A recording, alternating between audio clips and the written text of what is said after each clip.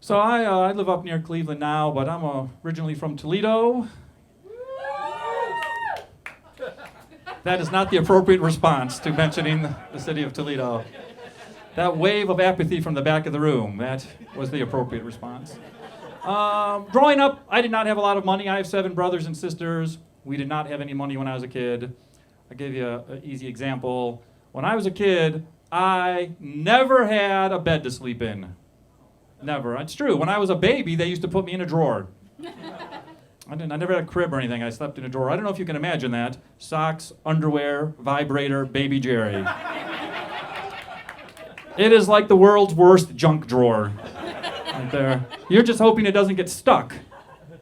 There's a baby in there.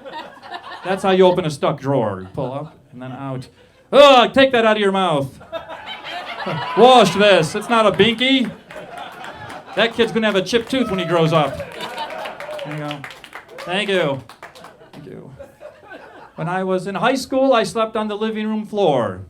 I didn't have a bedroom or a bed. I slept on the living room floor, which was terrible. My friends could never come and hang out in my room unless they wanted to watch Remington Steele with my parents. That was it. I didn't sleep on the couch because I had an older brother who slept on the couch, but he eventually dropped out of high school, got a job, and moved out, which was great for me because then I got to go on the couch. And that was the happiest day of my childhood. You guys probably had birthdays, Christmas, losing your virginity. I had the couch. Now, did your parents or your mother ever warn you not to eat in bed? Yes? No? No, you're all a bunch of slobs? You don't have mothers? I don't know. I asked because everybody ate in my bed. There were so many spills and stains, it did not matter which side of the cushion we put up anymore. You know, it could be like a lemonade, beer, barbecue sauce, gum, urine, semen. It didn't matter. Well, whichever side we put up, that's what I had to sleep in. And I was like, yeah, I hope that's gum. Hope that's gone. I know inner city Toledo probably doesn't sound like that tough to, Kent, Ohio, but I will tell you, as a kid, I was shot. I was about 10 years old. I got shot in the leg, some kind of drive-by or something, I don't know what. Knocked me over. I got up. I ran home crying. My mother called the police. And the police did show up. I'm assuming because we're white.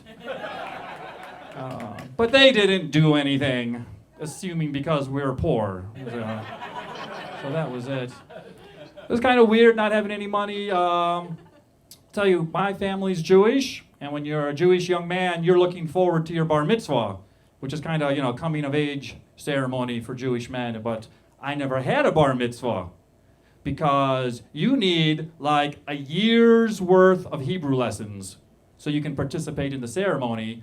And my family couldn't afford to pay for those Hebrew lessons because my father's business went bankrupt right at the time I was supposed to start Hebrew lessons, which, right off the bat, made us the world's worst Jews. And the rabbi at our synagogue would not let me take Hebrew lessons if we didn't pay for them, which, now that I'm thinking about it, makes that guy the world's worst Jew.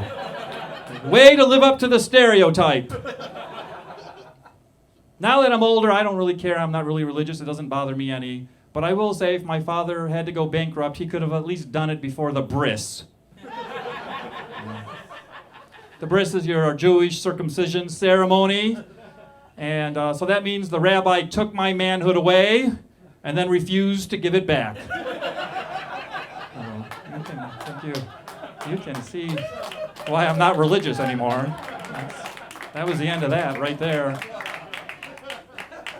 Growing up in that kind of sort of inner city poverty, now one of the things I hate as an adult is the way that wealth is depicted in movies and television. I hate the way wealth is depicted in movies and television. It's not just that I hate rich people. I mean, I do hate rich people, but that's not what I'm talking about right now. I'm talking about the way wealth is depicted. I'll give you an example. I hate the way they depict gambling in movies. It's always so glamorous. George Clooney James Bond, tuxedos, martinis. Have you been to the Horseshoe Casino? There's not a lot of tuxedos in there. There's way more oxygen tanks than there are tuxedos at that casino. And I gamble. I gamble every time I use my debit card. It is like the world's worst slot machine. Come on, I know there's money in there. Baby needs a new pair of shoes. That's not just a saying. If they don't accept my debit card, my children will not get new shoes this year. That's how I feel about gambling.